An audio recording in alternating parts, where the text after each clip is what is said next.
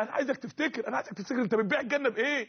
عارفين كان في ملك زمان مثل بالامثله، وكانت بنته جميله قوي قوي، وكل ما يتقدم لها واحد يرفضه، لغايه ما تقدم لها شاب حس انه شاب كويس قوي، قال له انت اللي هختارك لبنتي.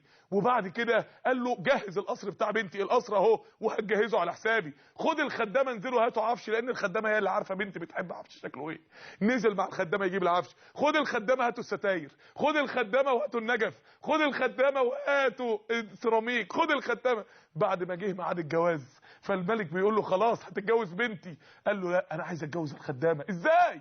لان هي دي اللي بيروح معاها وبيجي معاها، ما عادش بيشوف الاميره. احنا يا جماعه سيبنا الاميره وخدنا الخدامه، الاميره اللي هي الجنه والخدامه اللي هي الدنيا. احنا لان احنا قاعدين نبص للدنيا اتعلقنا بالدنيا ونسينا الاميره، نسينا الملك الحقيقي في الجنه. يا جماعه يا جماعه والله ما حد له عذر.